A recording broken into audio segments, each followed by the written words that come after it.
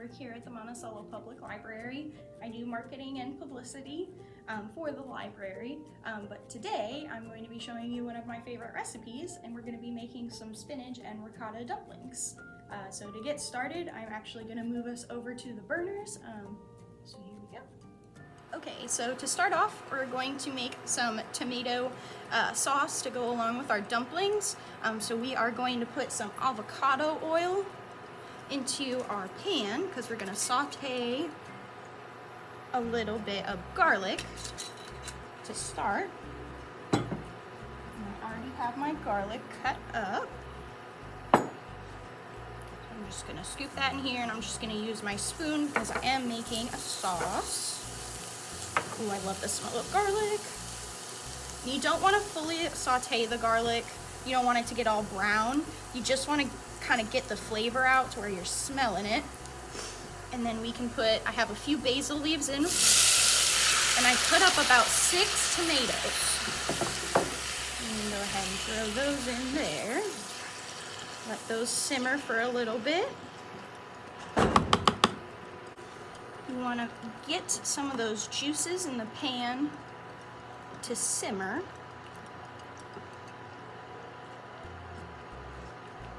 I'm just waiting for all that to heat up in there.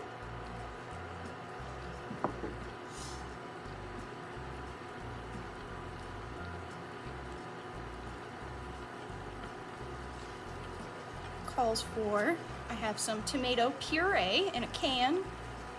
I'm gonna take a tablespoon and throw that in there. Doesn't want to come out.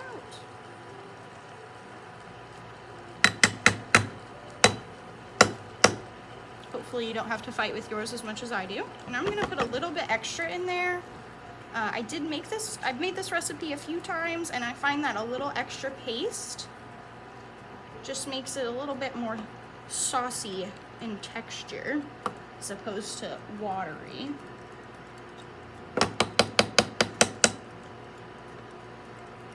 I'm gonna mix that in there. Put that all together.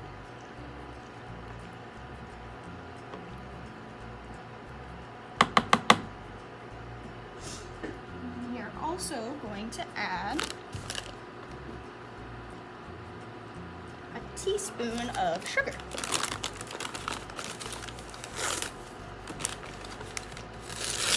And you can see it's simmering. Just a little bit of sugar. And then the recipe doesn't call for any Italian seasoning, but whenever I'm making stuff that, you know, is Italian food, I like to throw it in there because it just has a good combination of like all the different spices that make Italian food delicious.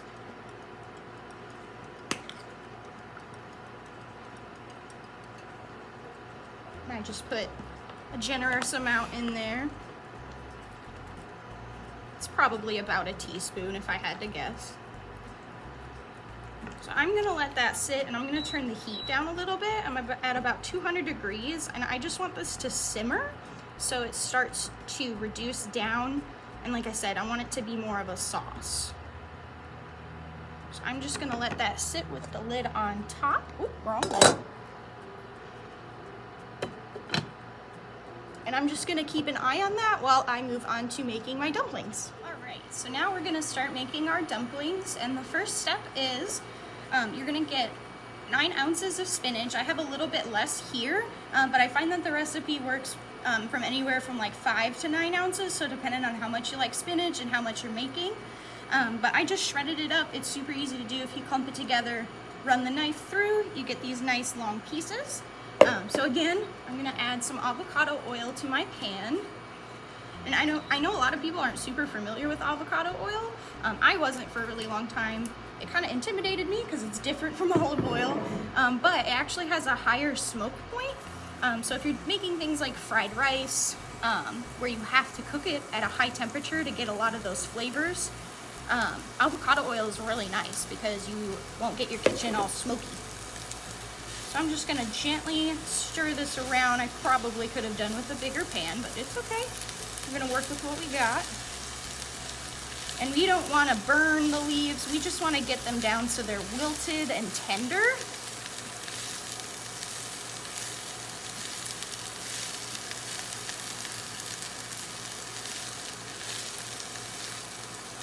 And I'm at about 300 degrees on this pan right now, so I don't have it super hot. If you were on a regular stove top, I believe you'd be sitting at about medium.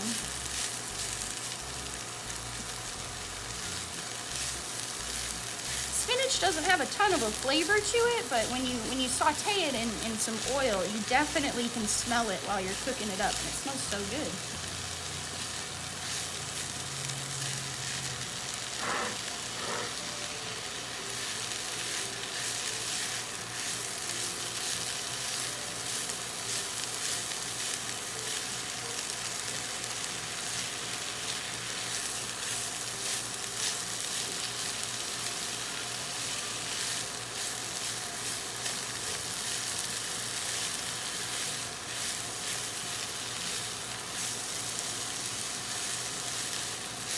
We're starting to get pretty wilted, and I'm probably going to pull it off here. The book does say to do this for about 3 minutes, so I'm just eyeballing it, but the timing on the book is pretty good.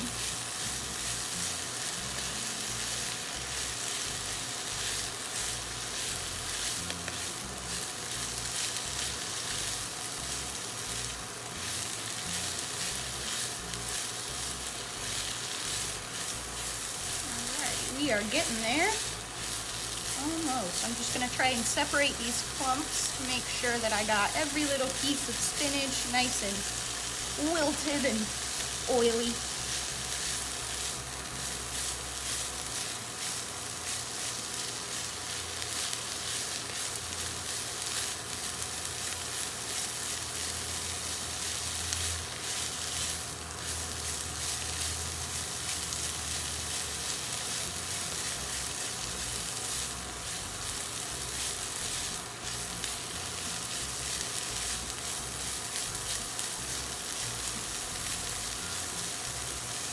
Now it's really starting to smell good. You can really get the smell of those spinach leaves now.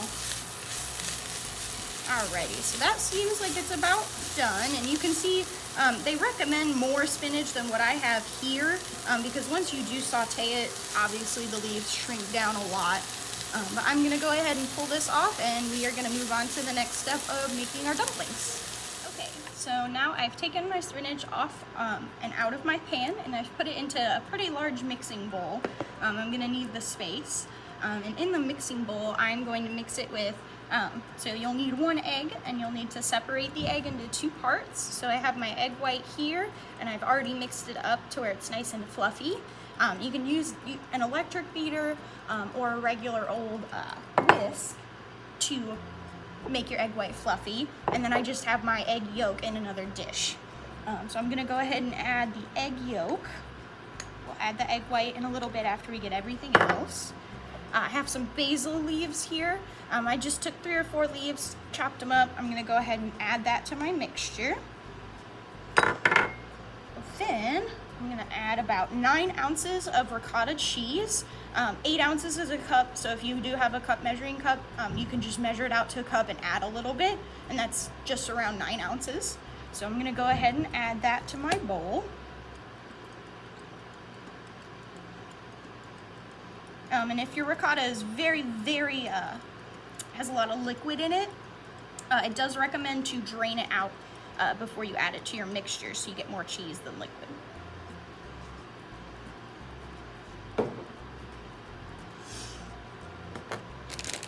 I'm also going to add a 1/2 cup of flour.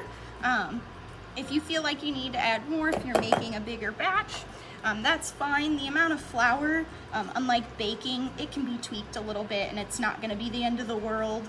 We're going to add more flour anyway to shape them into our dumplings, so don't freak out if you think you've added not enough or too much. It'll sort itself out, don't worry. So I'm just gonna mix all that together. I'm using the same spatula that I sauteed my spinach with.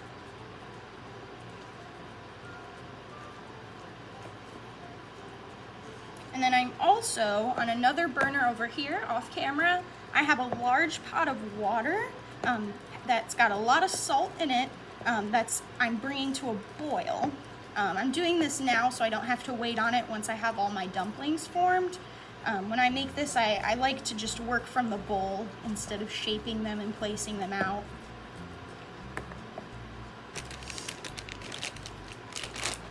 And then it also calls for about 1.5 ounces of Parmesan cheese. So it says to use grated Parmesan.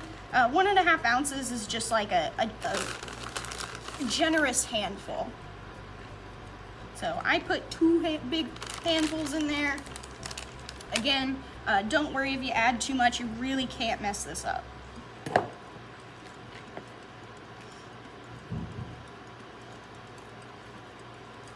So you should be getting almost a dough-like consistency of all of your cheeses and your spinach and basil.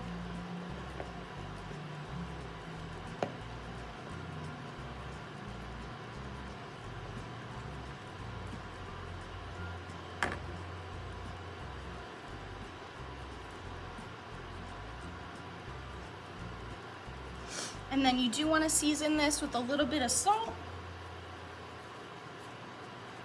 and a little bit of pepper. I'm going to add a little bit more pepper once I mix everything together.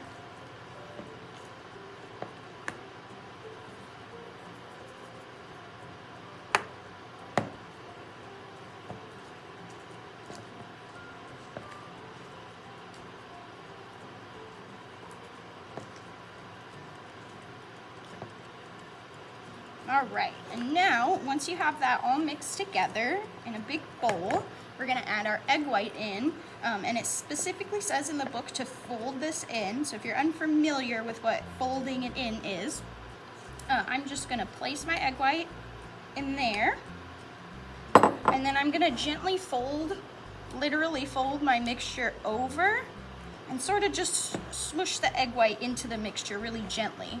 I don't want to do the same mixing that I did before. A little bit more purposeful with these.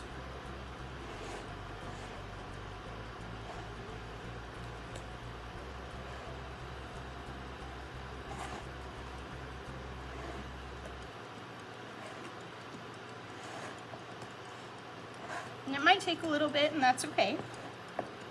You want to make sure you get your mixture all together.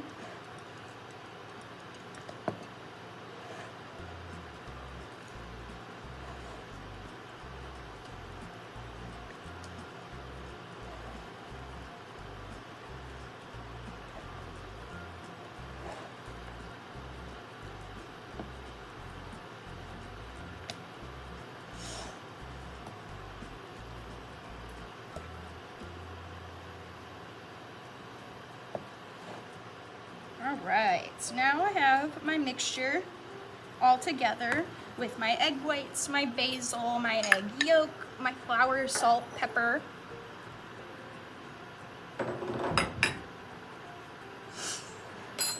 All right. We are gonna jump back real quick just to check on our tomato sauce. It's been about 10 minutes and it's been sitting on the burner. So it does look like everything's kind of coming together. It smells so good.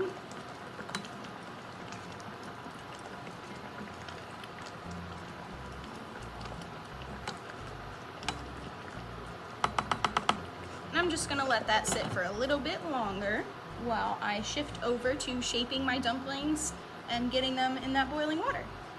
Okay, now we've gotten to kind of the messy, but also kind of the fun part of the recipe. So you're gonna wanna get a generous bowl of flour. You might even have to refill that bowl. But we're gonna go ahead and move over to our mixture.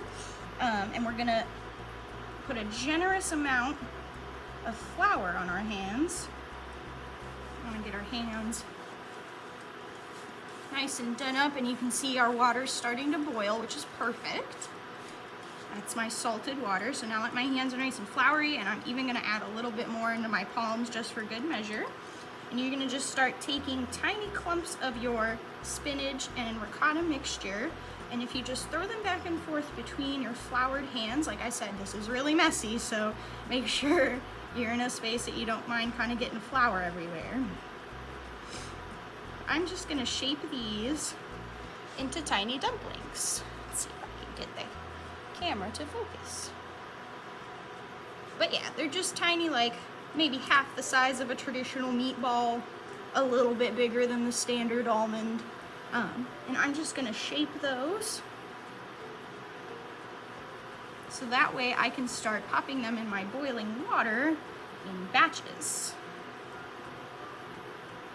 Now that my water's sort of getting a little more going, I'm gonna go ahead, I've gotten one of these guys, a pasta strainer, so that way I can comfortably get my dumplings out once they're ready. And I'm gonna go ahead and throw my first few dumplings in. And you do wanna watch them, they'll kind of sink to the bottom to begin with, but they will start floating. And if you get them floating and they're sitting on one end too much, you can always turn them around. And I'm gonna go ahead and get my next batch going while those are cooking. So I went ahead and washed my hands, got myself a paper towel and a plate, and I'm going to go ahead and pull off these dumplings so that way they can dry a little bit.